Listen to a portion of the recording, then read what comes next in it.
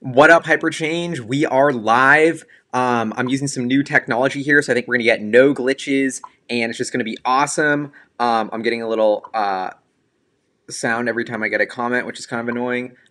Give me a thumbs up if you can still hear me, because I just turned the volume down, but I'm so excited. We got Tesla earnings coming out after the bell. We are just like, I don't know, it's 12:59 as I write this, no watch, but Tesla earnings, the shareholder letter is going to get released at market closed, probably going to happen, any minute here, usually in between 1:15 and 1:30. Yo, what's up? Give me a thumbs up if you can hear me. I'm a little bit delayed from you, trying this new software, but I'm so excited because I'm going to be able to share my screen with all of you this time, which is something that I haven't done in the past, so you can actually like read the letter with me, which is going to be epic, and like literally see what I'm scheming on. And so I kind of want to show you what I do before every earnings, because I'm always like, oh my god, like I'm so excited what I do. So the first thing I do is I always, I can share my screen. Let's do the share screen. All right, 1 second, bear with me, technical difficulties here. Okay, you see my screen, right? So I'm up here. What's up, guys? Woo, Galley's laptop. All right, so this is Google Finance. They updated Google Finance, and they have really good after hours. Normally I'd be on Hypercharts, but these guys have really good after hours just to see what it's going to do in the after hours, because that might be the first signal up. Is it way up or way down? That probably means the shareholder letter's out, so that's a good clue. The other thing I'm looking at here is I have the Tesla IR website, which they just revamped. This thing is beautiful. This thing is gorgeous. Yeah, and I love it. And so they've laid out in this really clean way where they have every quarter the deliveries, the earnings, and then we haven't shareholder deck not out yet. But let's check out the Q2 shareholder deck just so we can know what to expect. This is going to be epic. Okay, so we got. So this is what I'm really excited about, because, Tesla, unlike most companies, actually, let's just do one refresh to make sure I didn't miss the deck, because I kind of have a rant here. But I think Tesla, unlike most companies, like, they actually release their earnings, ahead of time in a way, because they release their quarterly deliveries. So we know how many cars Tesla delivered. So it's pretty easy to back into what the revenue and kind of profit levels would be for Tesla. So unlike a lot of earnings where they're going to release those business KPIs at the same time as those financials, Tesla's a little bit unique in that we already have them releasing their most important business KPI. And so there's actually not that much guesswork in the financials. Like, okay, they made like 8.4 billion, or is it 8.3 billion in revenue? Who cares? It's either way, it's way up either way. What I'm really looking for is, what's up with the business? What are we going to be able to read in between the lines on with Elon? Andre Karpathy just had a tweet that I replied to that said they were going to talk a lot about this Autopilot update that went out. I think now that Battery Day has happened, we are on the cusp of getting so much news from Tesla and Elon about like their plans, and really getting into the granularity of that in terms of the financial impact and the roadmap, because they've really been hesitant to detail that to investors, because they've just been waiting for basically the to have the event and to show it to all the shareholders. But now that that's happened, I'm really curious how they posture that on the conference call. I know they're going to get questions about it.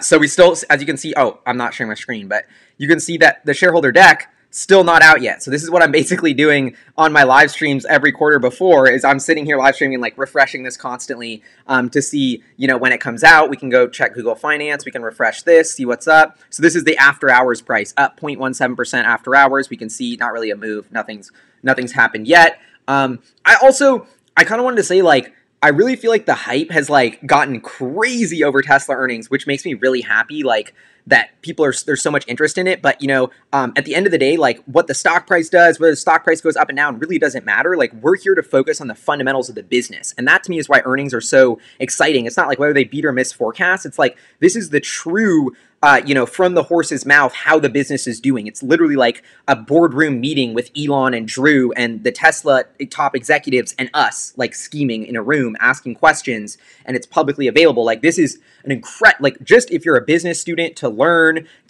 okay, refresh. People are telling me to refresh. Oh, no, maybe they're just saying that. But yeah, like, just the amount of opportunity to learn from these and just see what Tesla's up to as a business way, because the stock price in the long run is going to be dictated by the value of that company. And that value of the company is going to be dictated about what they're doing. So you're really, what are we in it for? We're analyzing the business. So that's really what I get excited about for these, is not whether they hit or miss the numbers, but really like what kind of stocks. Man, my buddy Lucas just missed my whole rant here, disappointing me with this thing about the stock price. But yeah, and so I'm really excited to hear about this 4680 cell because we were all like, okay, Tesla's coming out with this new battery cell. You know, we all kind of knew it was happening, and then they actually did. So Tesla comes out with this, you know, the 4680, this new battery cell, but it's not in any cars. Like my Model Y that I bought 2 weeks ago has the 2170 cell built by Panasonic. That's old tech. And so now the question is, okay, Plaid Model S late 2021, Cybertruck late 2021, Semi-Truck 2021, Berlin Model Y apparently is also getting this new battery cell. So I'm just so curious because it sounds like the next wave of growth and the next level for Tesla and all of their products is to really, you know, capture the bulk of, like, to scale this new battery cell. And I don't know, I feel like I have the biggest question, curiosity, and this is, I wish I could go back to Battery Day and ask Elon about this, because I'm like, you know, how the hell are you going to ramp to 200 gigawatt hours of battery cell production, or 100 hours of gigawatt hour production? Sorry, I'm a little bit all over the place today. So excited, it's Tesla earnings, like, we're live, it's epic. But yeah, I can't even see how many people are live, which is kind of a bummer. But yeah, so this number of 100 gigawatt hours, I think this was the most important number from Battery Day. It got the least coverage, but it was that they're going to scale the production of not total batteries that Tesla has, but this in-house cell to 100 gigawatt hours. So today, Tesla with 35 gigawatt hours production capacity is doing 500,000 cars a year, generating 30 billion in revenue. So if Tesla within 18 months can hit a production rate of triple that from their in-house built battery, that's another 1.5 million vehicles. That's another 90 billion in revenue, assuming the same type of revenue. Maybe a lot of it's going into batteries like mega packs, so the revenue's lower. But I mean, this is, you know, and then you take into account they're expanding with CATL. They're expanding with Panasonic. Like, they're going to be having enough batteries for like 4 million cars a year within 2 years. Or that's the run rate if you believe what they said at Battery Day. All right, we got a super chat here. Zach, thank you. Oh, appreciate that. Glad you're having big gains. Thanks for the shout out or super chat. But yeah, 3745. Okay, sounds like maybe it's out. Nope. I'm not seeing it's out. 3.7 live. Woo! Okay, so, you know, this, to me, I think Elon Musk and Drew were kind of downplaying this new battery cell and how quickly it's going to be a new product. Because this is what Tesla, this is the hardest thing that Tesla does, is their products get better so fast that they have to, like, downplay their new technology, because I think that really struggled them in late 2018, early 2019. YouTubers like myself were guilty of saying this new Model X was going to come out, the Plaid. You know, and this took, thanks Ant Car for the super chat. Thanks, eBoss. But then it didn't come out, and we were waiting for so long. And I honestly still think, I actually wanted to tweet this at Elon and be like, bro, I really hope you don't change the Model S touchscreen to horizontal and like redo the interior, because otherwise I'm probably going to have to switch to the Model S Plaid when that refresh happens. So I'm kind of hoping they don't do the interior refresh, so that I can stick with my Model Y and not get FOMO. So that's kind of the new psychology that I have. Ooh, it's out. Everyone's saying it's out. I don't see it out, folks. Download deck. It's out. Okay. I'm re-googling. Guys, oh my god. Oh, download shareholder deck. We got it. We're going live. I'm sharing the screen. We got it, folks. Q3 update. Woo! Wait, okay. Did that work? Wait, I have sound effects. Woo! All right, sound effects. Let's go, baby. Okay, starting here with the summary. I put myself in the corner so you can all see me. So we're gonna read 5.9 billion increase, 14.5 billion in cash. Like, oh, operating cash flow of 1.4 billion. Huge quarter for cash flow. 809 million GAAP operating income, way above my estimates. Even with a massive stock-based compensation expense driven by that CEO stock comp. So Elon Musk did get a massive part of that stock comp. And despite that, we still almost got $1 billion in earnings. This is by far a record for, oh my God, Tesla.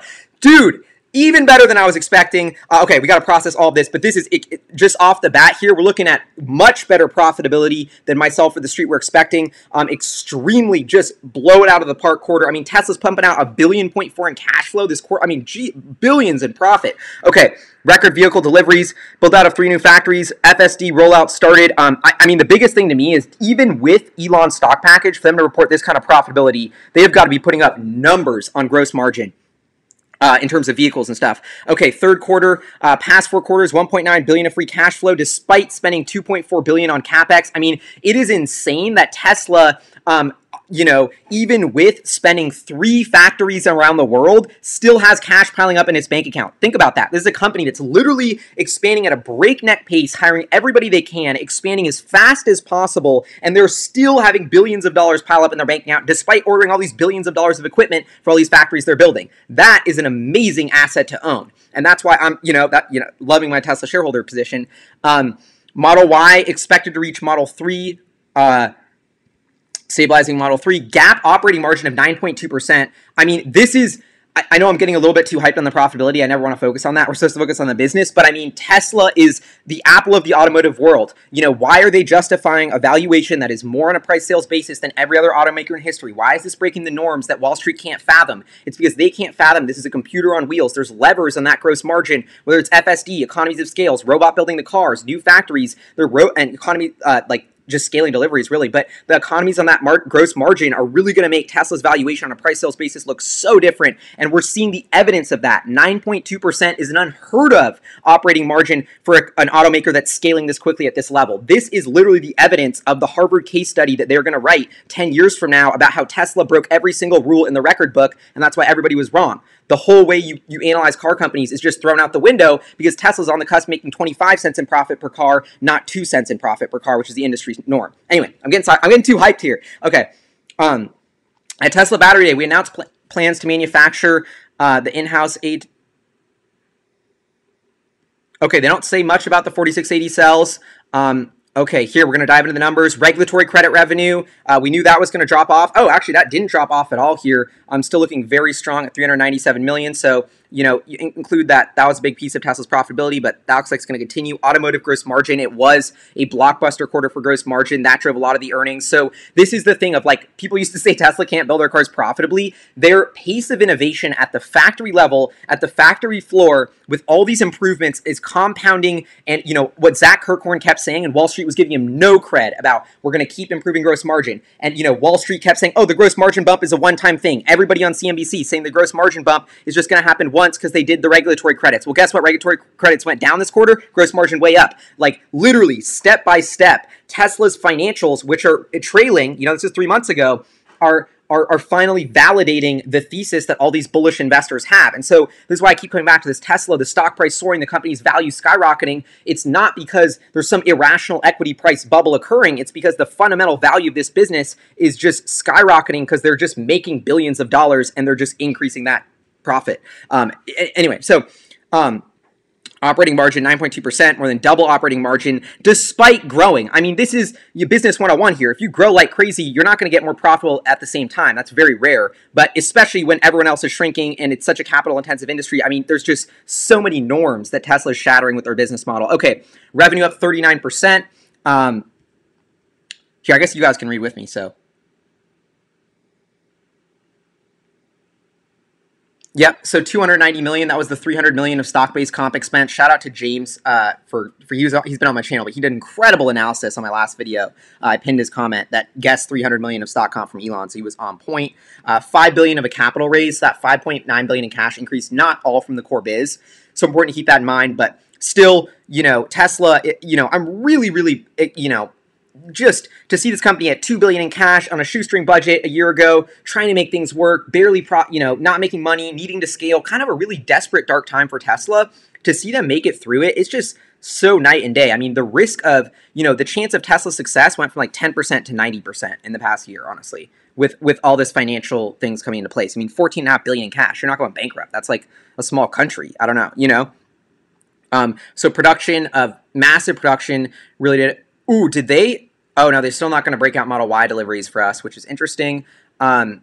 Vehicle delivery, lease count at the end of the quarter. This is interesting. Global vehicle delivery, also very low. So Tesla has one of the lowest inventories in the auto industry, and this is super important. So, how fast can you get the car from from when they order it and pay to the customer, because you don't have to pay your suppliers for those parts for 60 days. And so if Tesla can minimize the time where it does this vertical integration of getting the car to the customer before they have to pay for the parts of the car and they get paid first, they get a positive float. And so they're actually getting paid to grow, which is this really weird phenomena. And that's why it's so important that Tesla has set up these manufacturing facilities on every continent to reduce that time from vehicle order to delivery, so that totally improves the cash flow profile. And so I just think it's really interesting how we've seen this global vehicle inventory, as they've scaled, as they've done all this, still sort of normalize, actually come down for 2 quarters in a row. I don't know if that made sense, but anyway, okay, energy, oh my God, solar deployment, wow, we've been waiting for that solar quarter to come out.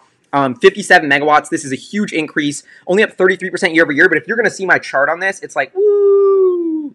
So this is huge. So I think this is finally the solar roof may start to be contributing to the solar deployment growth here. So this is very, very exciting. I would love to get more color on this in the conference call. Got to take a sip break.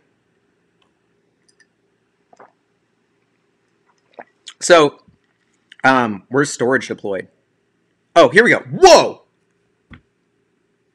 Oh my God.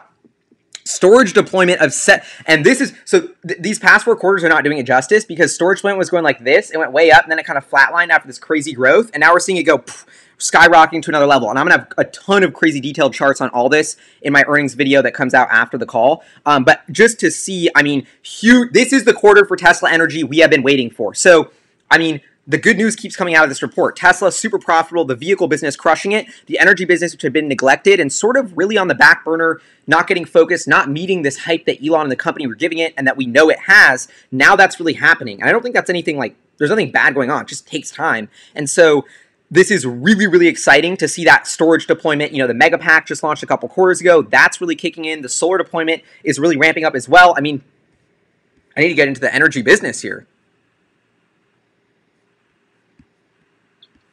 Okay, now I'm skipping ahead. I'm skipping way ahead. I'm sorry, but I'll show you why in a second. Okay, energy generation revenue of 579. That's what I thought. That's what I was looking for right there. So basically what they were saying in the previous report is we installed way more solar panels. We sent way more batteries. And I'm like, okay, great. Like, what does that mean for the actual money-wise? And the money-wise is increasing big time. A 200 million sequential increase, 579 million, up from 370 million, you know, way up from that 402 million. So this energy business, which had been plateauing around 1.5, 1.6 billion annual revenue run rate, all of a sudden just crossed over a 2 billion run rate and seems like it's hitting its stride. So just in 1 quarter, bam, the boring Tesla stagnation of its energy business reverses and it's booming. And this is why Wall Street gets too caught up in the lumpy quarterly analysis. They're looking in the rearview mirror. They never saw this coming. And all of the bulls who kept saying, oh, it's going to get there. Just give Elon another quarter. Give him another quarter. It's happening. And so now Tesla has reached that product market fit with everything really. With, you know, they have oh, I stopped seeing your comments, guys. I'm so sorry if I missed them. I just got it reset, so now I'm seeing all your comments again. And so, yeah, huge quarter for energy. All right, now let's go back and read the rest of the shareholder letter. We have so much. It's going to take like 2 hours. Oh, my God. There's so much to cover here. Fremont. We recently okay. Sorry. I'm moving you. We have recently increased our capacity of Model 3 and Y to 500,000 units a year. Wow. So this is huge because, okay, let me finish this. Model 3 production capacity has increased to 250,000 units in Shanghai. That's way above phase 1 of 150,000. Lower cost batteries, increased level of procurement. Third shift. Giga Berlin still on track for 2021. So this is fascinating because, okay, whoa. So now Fremont alone can do 500,000 Model 3 and Y. Add in another 100,000 Model S and X. We're at 600K. Add another 250K from China. We are already at an 850,000 unit run rate capacity. That would already be 50% plus growth from this year, next year. So Tesla in between the lines right here is telling you, yeah, I think we're going to grow 50% next year. And I think that might happen. And so just off the bat, looking at this, I think Tesla, despite growing 35% this year in the whole auto industry shrinking, nothing. Next year, turbocharge. You know, we could grow revenue 50% from 32 to, 48 billion. And so this is the type of growth and progress, which is why Tesla's getting that multiple. And so, oh my God, I mean, so we knew, and this is, I've really noticed a change in Tesla. The way they communicate here and really essentially sandbag production and don't get us hyped on these weekly targets is like, absolutely amazing. Like I'm really impressed with the way Elon has started to like play the game, just manage expectations. I love that. And so I think we're really seeing that pay off. And so yeah, so here's the thing. Oh, Model S and X90. I was blocking it with my own one of the bubbles you guys can't see when I said that. So I guess it's 840,000. But then it's like, okay, well, what about the Semi? What about the Cybertruck? That Austin factory's going up pretty quick. You know what I mean? Like Berlin coming off the line in 2021, like 2022. So as much growth as 2021 is thinking, now you're thinking 2022. Wait, so then we're going to have Cybertruck, Semi, Model Y, Texas, Model Y Berlin, Model 3 Berlin, Model Y Berlin. I mean, dude, Tesla in 2022 is setting up to deliver 1.5, 2 million. Maybe. I don't know. I mean, this is, oh my gosh. Okay, so, and then, remember what I was just talking about? That whole, like, the float thing. They need to get the car from the customer to the delivery faster. They even have a whole chart on that here, I guess. Let's zoom in.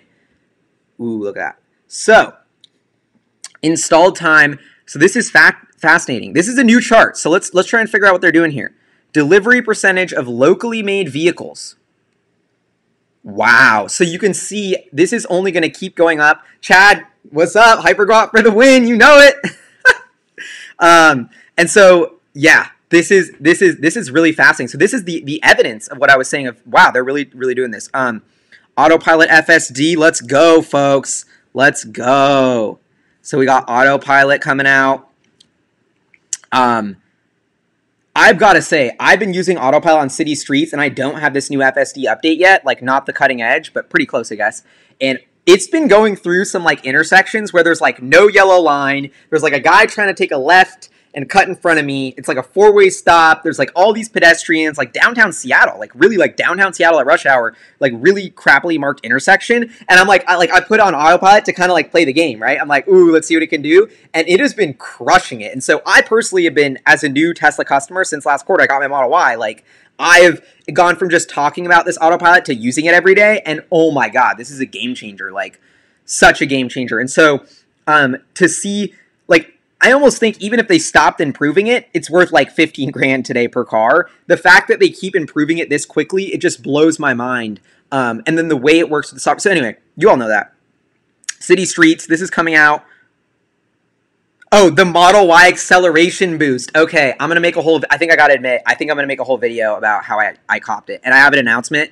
I'm so sorry, folks. I stopped driving on chill mode. I just can't do it.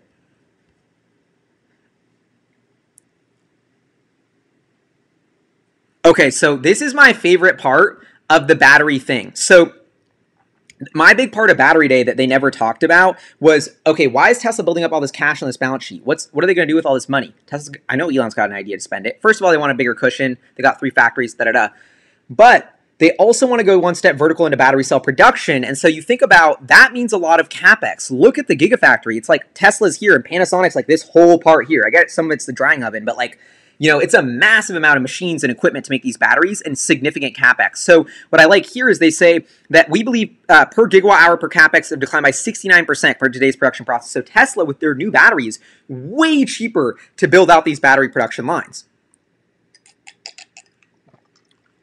But that doesn't mean it's going to be cheap because they're building out so many of these lines. And so I'm really curious to see, like, how they start talking about the CapEx deployment of that. Because right now we've really seen Tesla just deploy CapEx for vehicle production, not battery production. So I'm really curious, is it a 1-to-1? Is battery production, you know, 1/5 of CapEx per vehicle? Is it 1/10 of CapEx per vehicle? Is it 1/4 of CapEx per vehicle? I don't know. If I was on the call, these are questions I might be asking. But really fascinating, that energy business. So let's see. The numbers were good. Let's see what the chit chat is.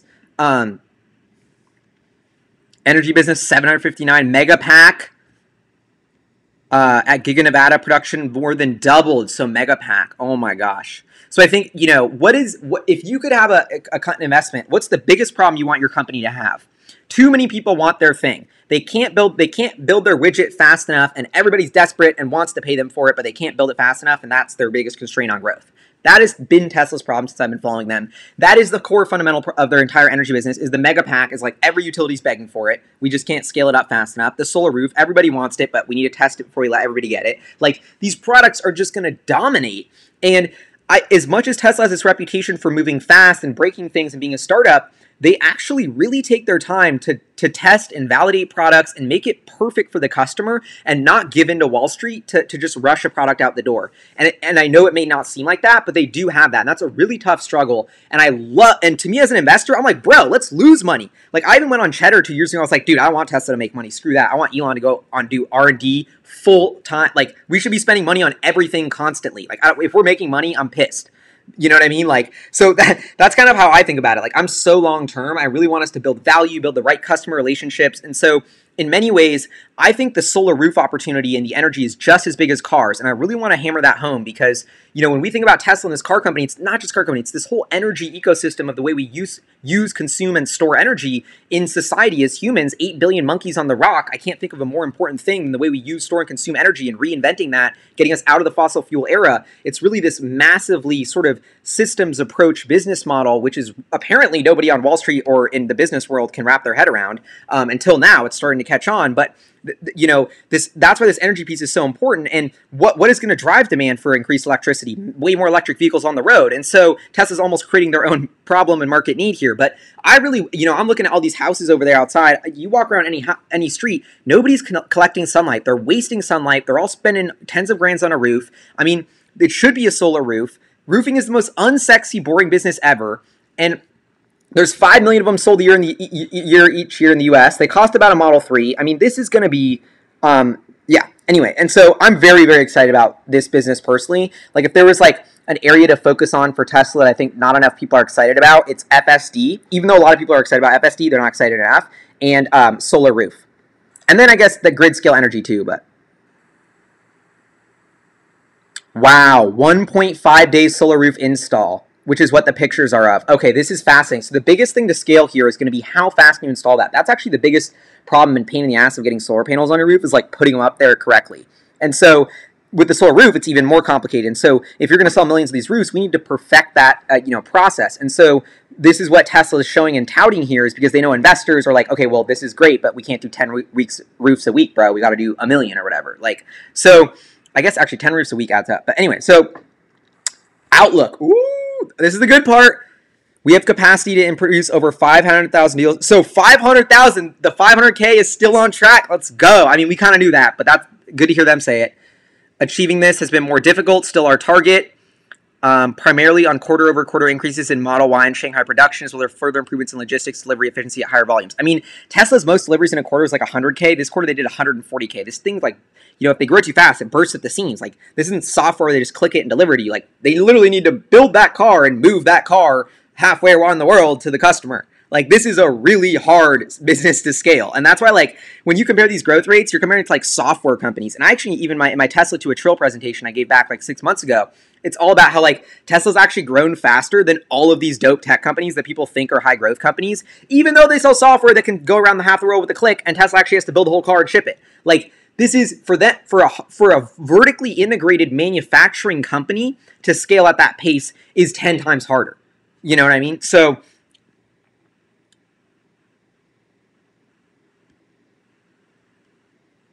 Tesla semi-deliveries will begin in 2021. Oh my God. Okay, guys, this is huge.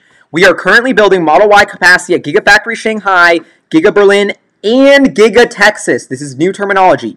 And remain on track to start deliveries from each location in 2021.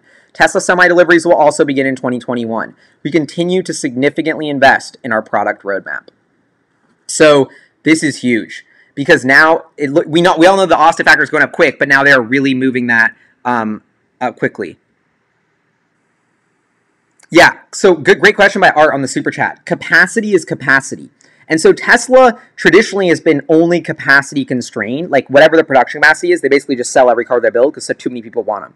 But eventually that's going to change. But so that is how they're thinking about it. And so this is very interesting that, you know, I'm personally fascinated that they're going to be able to start delivering the Model Y in 1 year from Giga Texas. I mean, does Elon know? It's like, dude, this isn't in China, bro. Like, U.S. construction is so much slower. So okay, but this is actually fascinating because it's not Model Y. It's Model Y at Texas, not Cybertruck. That's very important because I think Model Y at Texas might still use the 2170, and so you know, I think it's gonna. I think part of me deep down, when it comes down to this 4680 battery cell that Tesla has on the ramp on it, deep down, I think Elon and Drew have it in the bag. They think they have it in the bag, and they're going to scale it like crazy, but when they actually try and scale it, it's going to run into roadblocks because you're putting this totally new battery in a pack, and it's going to take a little bit longer to really, truly commercialize it. And so I actually think the public sweet spot, like, are this in the middle where we are of expectations, like, Elon seems way too cocky, there's going to be roadblocks, but it is scaling super fast, is actually, you know, that in between is the perfect spot. I hope that made sense. Okay, whoa! Oh my gosh, this is epic. Battery Day highlights.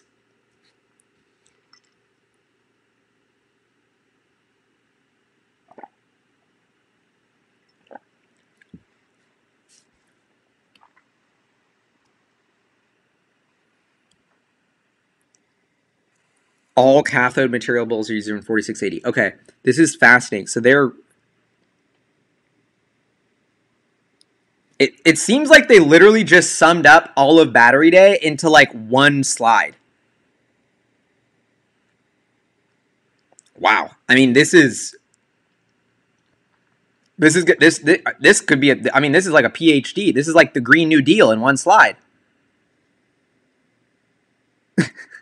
Oh my God. Okay, a single line can have 20 gigawatt hours of output.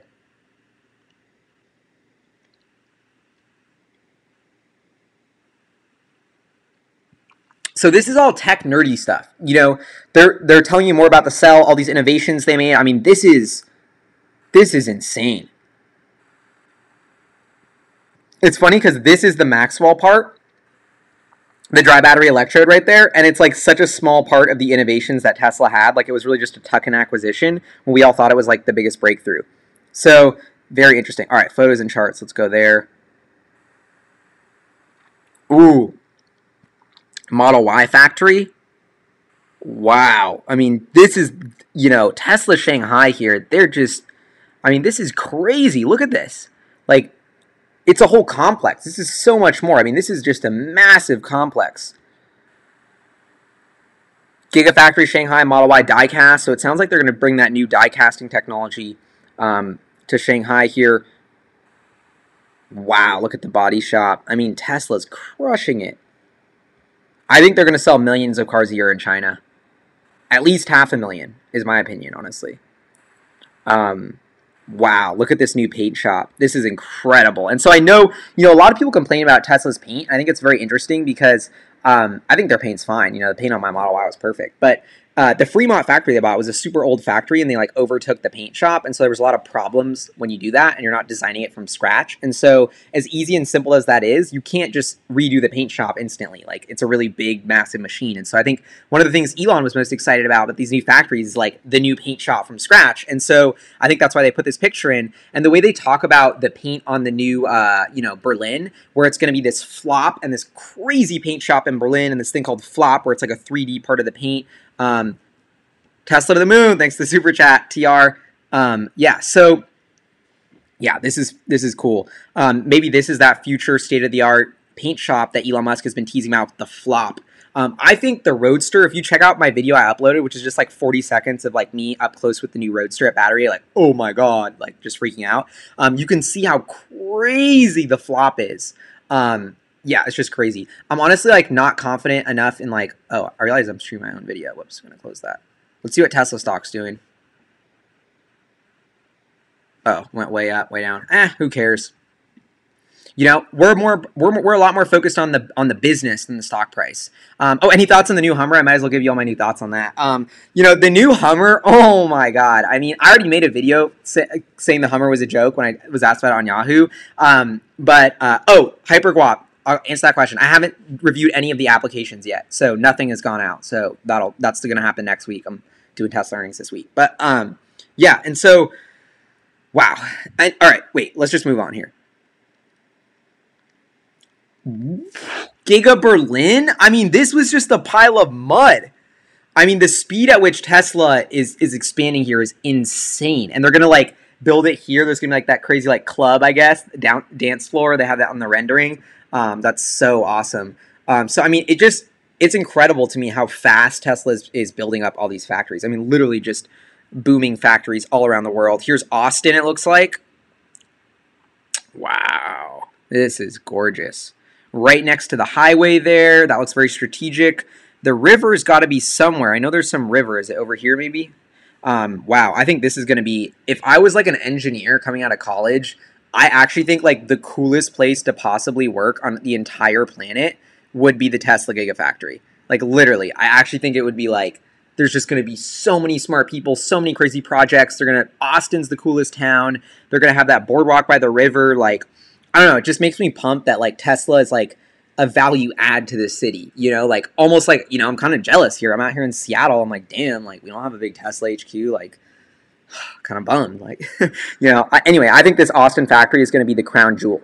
Like right here, this is really, you know, what Elon Musk has set his sights on. He's been crippled by, you know, buying the factory from GM and Toyota and learning how to do a car factory. You know, that took 10 years. And now you take 10 years of learning, building 1 million cars, putting them on the road, billions of miles, using them with robots to start from scratch with your biggest plot of land in Texas with all the capital you need, with the product, Cybertruck and Tesla Semi, where you have multi-tens of billions of backlog. I mean, this is the dream. This is Elon Musk's crown jewel factory. This is going to be so state-of-the-art, so revolutionary. You know, it's almost, you know, Tesla's done everything up until this point with their hands tied behind their back. Not enough guap, not enough experience, you know, no idea what they're doing. Now they know what they're doing. They have the guap. Like, this is really transformative. Mega pack at Moss Landing. So this is, it sounds like a huge mega pack project. I believe this is in California to stabilize the grid. So pretty epic, lots of big batteries. Doesn't look too exciting, but this is pretty awesome to see that going here. Ooh, some charts here. We can nerd out on these. Quarterly vehicle deliveries, Tesla. That's what I'm saying. So that 140,000, right? For them to hit a record quarter, or them to hit 500,000, you'd be at like 180,000 next quarter, like up here. Like, that's just huge growth. So even if they come in right here and they miss it and everyone hates on them for missing it, it's like, bro, that's way better than your company did. Like, you know what I mean? So I think this is going to be, yeah, even I think 180 is kind of a stretch because you're like really, the delivery infrastructure is bursting at the seams. You got to make, build, deliver, ship the car. Anyway, I love this cash flow chart they have here. So this is cash flow, and the blue line is cash from the business, and then the red line is free cash flow. And you might be like, well, what's in there? That's all the money they spent on the factories that they didn't actually, like, not the core business, you know, for future cars. S&P 500 question, thanks for the super chat. I think they'll get added eventually. Not worried about it. I'm invested in Tesla because I think they're a great company, not because I think index funds will be forced to buy them.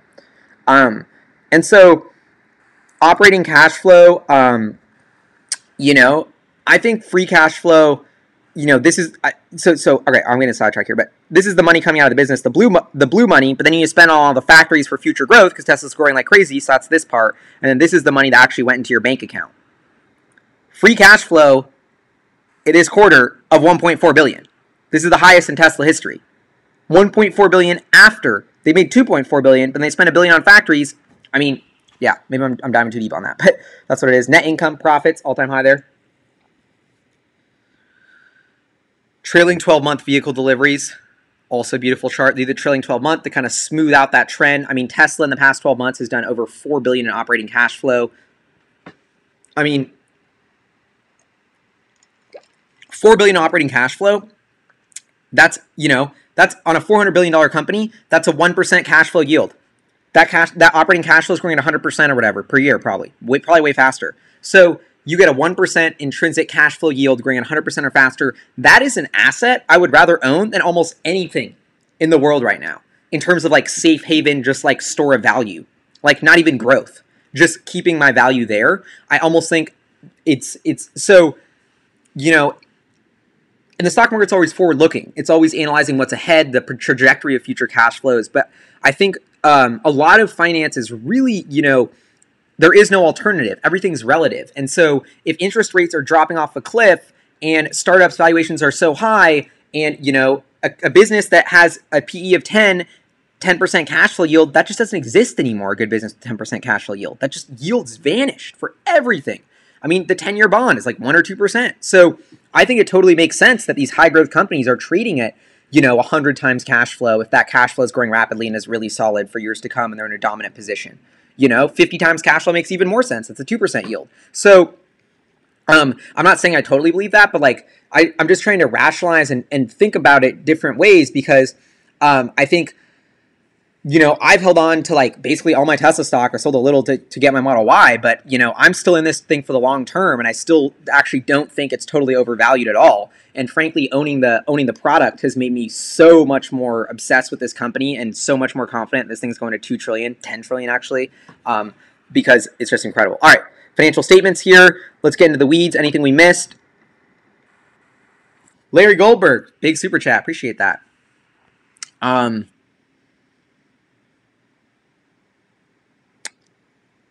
Let's see here. So we got income from operations. I mean, 809 million. I mean, this is the big number here. Tesla, 8.7. I mean, 8.8 billion in revenue. I had 8.3, and then 809 million in EBIT, and I had 568 without paying Elon. They did 809 with paying Elon 300 mil. I don't know, folks. Like, what am I supposed to say? Like, Tesla has a home run quarter every quarter. This feels like Apple in like '09 or you know '10. Like when Apple was just every single quarter was monster, crushing it, and they had this run to like $1 trillion company. You know, as the iPhone dominated the world, went from this toy to domination, as we're seeing with the Model 3 and Y platform, toy to domination. Just blockbuster quarter after blockbuster quarter. Assets. So there's that 14.5 billion in cash. Inventory, prepaid expenses. I mean, there's so much on Tesla's books here. We can take a look at the debt, convertible senior notes. Is that stockholder? No, that's stockholder equity. Wow, convertible senior notes only 28 billion in liabilities. Debt, they got 10 billion in debt. Current portion of debt, 3 billion. So Tesla, what we're looking at here is the balance sheet. Tesla's got an extremely complicated company with, you know, 40,000 employees, a gazillion accounts, a bunch of different people they promised to pay, a bunch of people who promised to pay them, and this is kind of the culmination of all of that. And so there's the balance sheet for y'all. Cash flow statement. I mean, this is going into the weeds about that chart I was saying, that 2.4 billion operating cash flow, and then CapEx. That's CapEx is slang for money you spend on factories that don't generate revenue now. And then, you know, so we did $1 billion in investing and stuff for the future. And then, yeah. And then, oh, this is the cash from financing activities because of that $5 billion, which was the proceeds from the at-the-money stock offering when they sold $5 billion of stock. So there you have it, folks. Let's see what's up with this. I'm breaking my own rule, checking the stock price, but I just like to see what is up here. Okay, the stock's up a little bit, $7 after hours.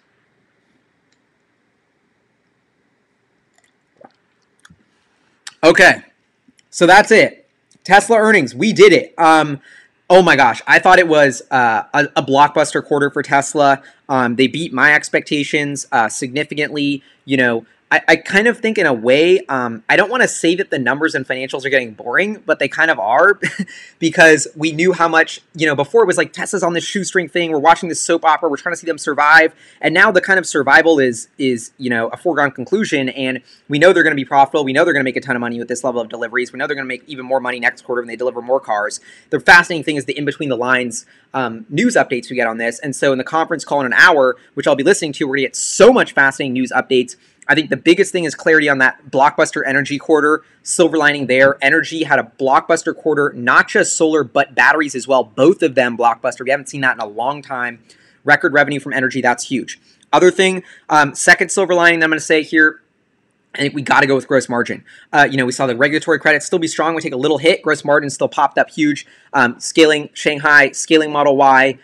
You know, just manufacturing improvements at every level, getting the factory back up and running since COVID. I mean, very, very impressive to see Tesla's gross margin crank really up into the high 20% range. You know, 27.7, I think, was automotive gross margin. So we got all of that. Really good news. Texas on track to deliver Model Y in 2021, and Berlin and Tesla China, all Model Y coming in 2021 on 3 new continents. To see that all, you know, that's almost like too good to be true. So the fact that's still on track, we're like, let's go with that. And then, you know, the FSD rollout. I think that is what they didn't really include on this, that we're going to get all in the call, is what's up with FSD, what's going on there.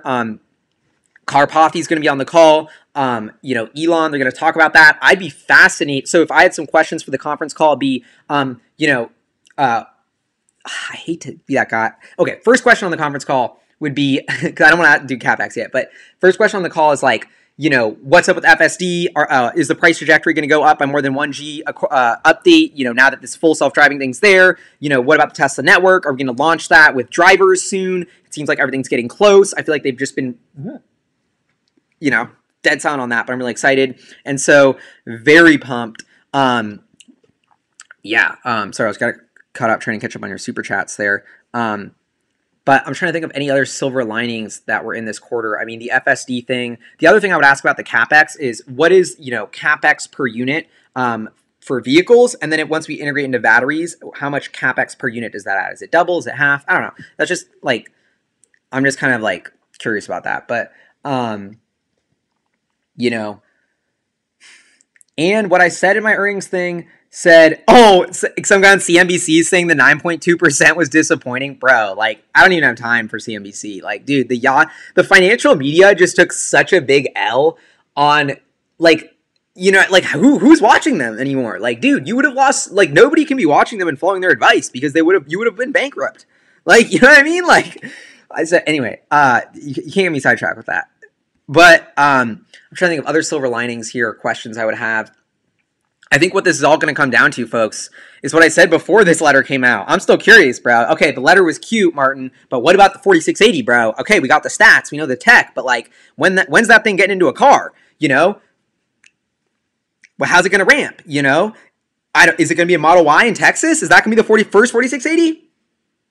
Or is Model Y 4680 in Berlin going to have way more range, or is it just going to have a smaller pack, be way cheaper, and have higher margin?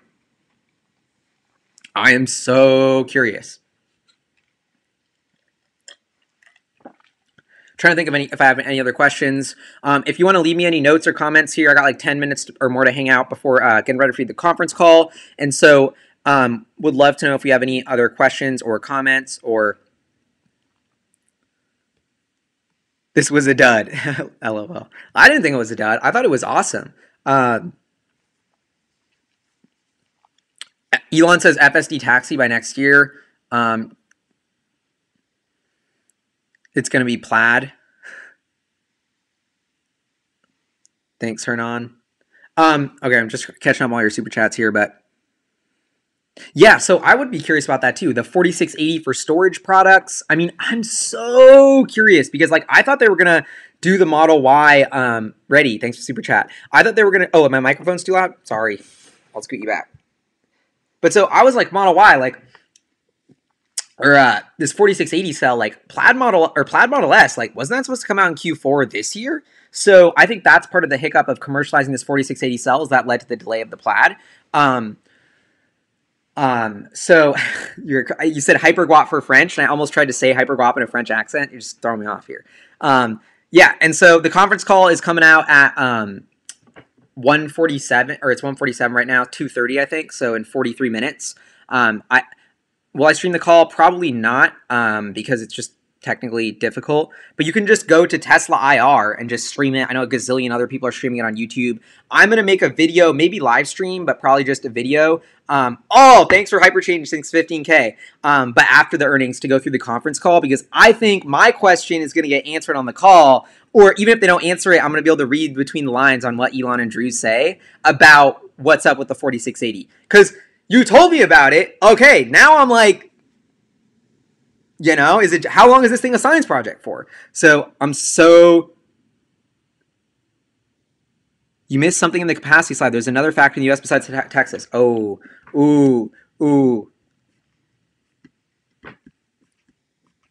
Tulsa? Did Tulsa get a chance?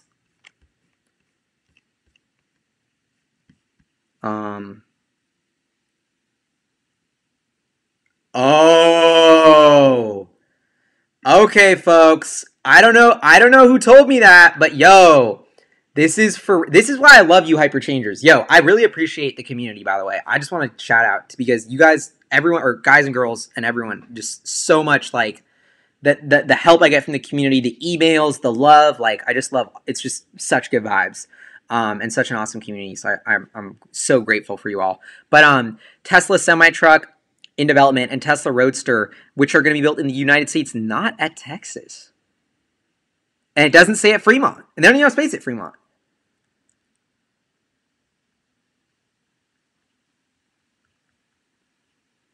Huh. I am so confused right now. This huge shout out to who brought this up. Because what are we up to? It's like, you know, it looks like Tesla's gearing up for another United States factory. I would have thought this would have been inevitable at Austin. Why not just make Austin the hub and do it all at Austin? I still think that will happen, honestly, is that they will do it all at Austin. That's my personal opinion. This is crazy, though. Thank you for bringing this up. I mean, some new news there. I also think the other biggest news from this is that Texas they're saying it's going to come off the line in 2021. I mean, dude, Berlin, they were hyping up Berlin as a big expansion. That's coming out in 2021. Now we have another, I mean, I think Tesla's revenue scales to $100 billion. Like, that's in the bag, honestly. I think that's a lot of the valuation of the company right now is the market has been like, Tesla's going to hit $100 billion. It's just a matter of time. So,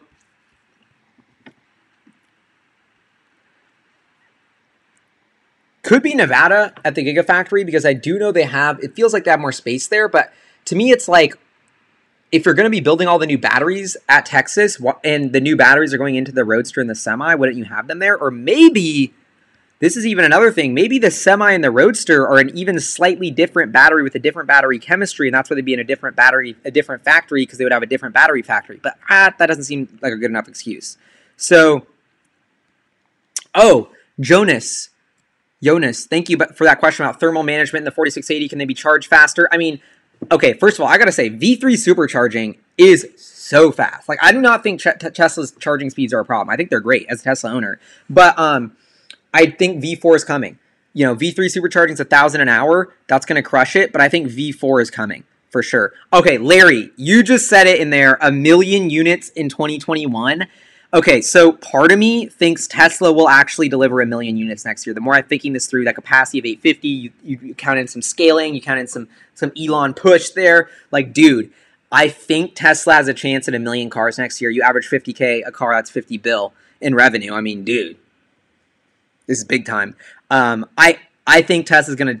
I mean, that would be an insane milestone because 1 million cars a year is really like big boy, like moving the industry, like Titan level, starting to get into real big boy level. And so I think they're going to happen.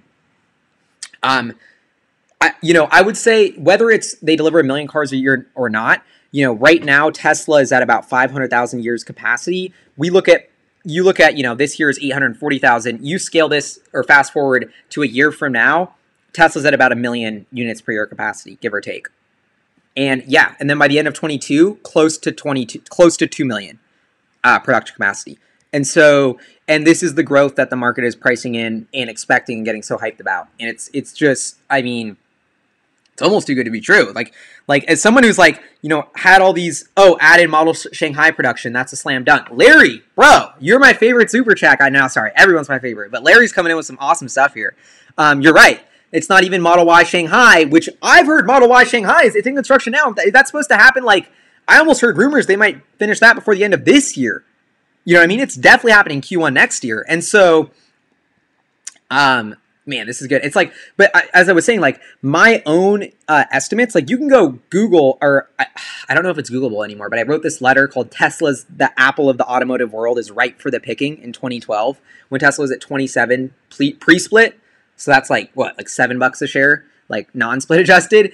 And it was like, you know, and I projected their sales all the way out till 2017, even including the Project Blue Star, which was the Model 3. It wasn't even called Model 3 then. And they have so far crushed the profitability didn't happen. They were actually not profitable when I thought they were going to be. But the growth of units has exceeded, like, me in college being that bullish guy with the spreadsheet being like, I think Tesla can actually change the world and do all these. And they're beating it 10 years later, 5 years later. It's like, every single other projection I have for every other company, they miss it. And I'm always way too optimistic. But so that blows my mind. And now what's even crazier is my profit assumptions. My app, if you go read the Hyperchange book, my app maturity, the whole way I value Tesla, think about this company, app maturity valuation of 9 or 10% operating margins at scale is probably going to be too low. because they're growing at 30% in the pandemic, and they're doing 9.2%, and they're going to grow 50% next year and 50% the year after that, and their margins are only going up. And FSD is still way underpriced. And they're already at my margin target that I thought they were going to be at in 2030, at a maturity. So, that's almost like something in my analysis where I'm like, okay, not just assuming Tesla misses my targets. What if they start to beat my targets? Then this looks maybe cheap, not fairly priced. And so that's me as a long-term shareholder is like, bro, I'm betting on Elon. This is still a bet on the jockey, dude. Like, Tesla's going to crush it there, but you get that call option on Elon Musk's brain. You get Elon Musk with $14.5 billion in his pocket. I mean, Tesla beat everybody with like $142 in their pocket. You know what I mean? Like, they didn't have anything. $14 in their pocket. Now they got $14 billion in their pocket, and they got the tech, and they got the 4680. I mean,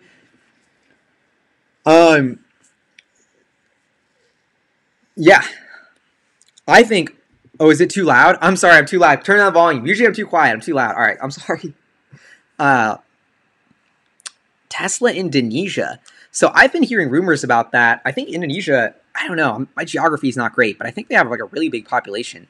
So I don't know, that's fascinating. I also think it's really interesting that we've seen Tesla export, or sorry, I can't turn on the gains. I'm sorry, I'm just going to talk quieter. But I think Tesla is going to export cars from China, and they already are to Europe and to like Australia. So that's really interesting to see them export cars from China, because they said they wouldn't really do that, but they are doing it. And so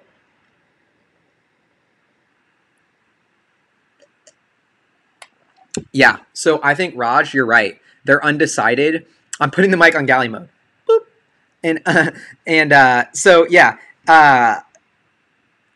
Wait, where was that? Oh, I missed. Oh yeah, so I think they're just undecided on the Roadster and Semi, and I think they'll just do it at Austin.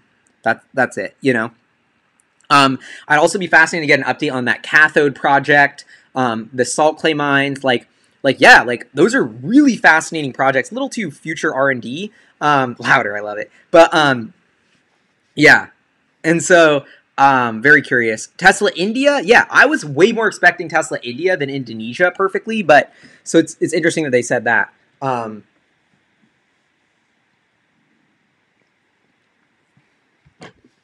Yeah, Apple acquiring Tesla. I mean, that should have happened a long time ago. Apple missed the boat. I mean, Apple would have to issue stock.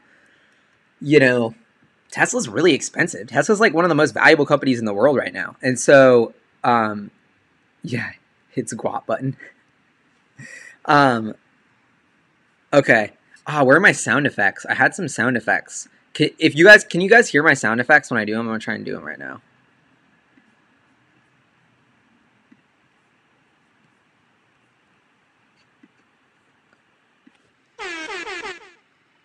Did that work? No. Okay, anyway. 200 million Indonesia. Is there any more questions that I can answer for you all? This has been such a fun live stream.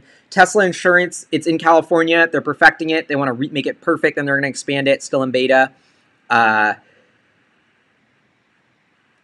Could Tesla Indonesia be for processing battery materials? Maybe, but I don't know what materials they have in Indonesia. And honestly, that seems too far away. Like, Tesla's way more like, let's just do it in Nevada. I see a lot of people calling about the stock. Dude, we're here to focus on the business. The stock is a symptom of how the business does. The business is awesome. It was an amazing quarter. The stock price has not had time to read the shareholder letter. They're too busy trading the stock. They haven't done their homework. Just take your time. You know what I mean? Like, come on. Like, that battery day slide, bro, it's going to take me like a week to figure that slide out. Like, the people have this assumption that you can just figure out the shareholder letter instantly. Totally not the case. But, okay, so this is the shareholder letter. Q3 update. That's it, folks. We did it. Another Tesla quarter. That was so fun. I love going live with you all. So thank you so much for tuning in and doing all your comments. And I hope you guys like the live stream and the ability that I could share the screen. Was that good? Because I don't do more live streams like this. And I couldn't get my DSLR set up because I didn't have time. But I'm going to get my DSLR set up next time. So when I get that and this, and then I can share my screen, that'll be really good live stream. Okay, I'm going to think about live streaming the call because you guys are saying, a lot of people are saying that, but I'd almost rather just listen to the call and just go live or record my video right after. Either way, this is not the last content you're getting from me. There's more content coming.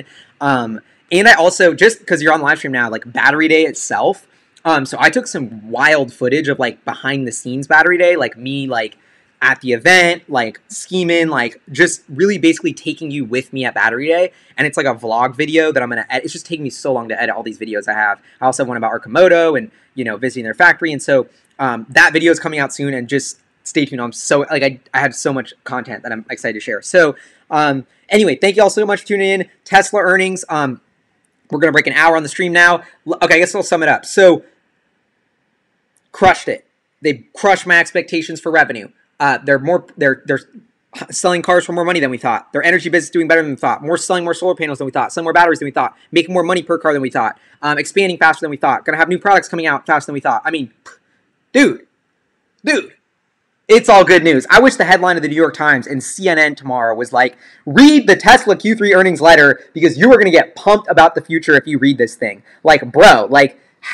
You know what I mean? Like, we've got enough bad news in the world. Like, let's just have a party and like celebrate the amazingness that is Tesla bringing all these crazy like, I think I might just go outside right now to my Tesla and just like kick it in my Tesla for a minute. Like, I feel like my Tesla's getting FOMO about this. Like, dude, I didn't even tell him what the earnings is. Like, I would have streamed this in my Tesla, but I wasn't really sure about the connection. All right, I'm so pumped for this live stream. Oh my gosh, I also have like a better than we thought. That is the way to describe the quarter. Better than the Tesla nerdy fanboys who are obsessed and who always love Tesla. It's better than we thought. So congrats Elon, congrats Tesla, Martin, dope letter. Love it what you guys are up to. I also got to give a shout out to Tesla and the Tesla team for my car because my Model Y is like totally changed my life and it's the best product I bought and I love it and it's just like so for full circle to like have a Tesla and it just be as good as this Q3 earnings report was. So I'm going to go hug my Tesla and then I'll be back after for the live stream. Thank y'all so much. Have an epic afternoon and have so much fun streaming the Tesla call and then we'll be kicking it later tonight. So don't even feel bad. Like, don't even worry about it. Peace.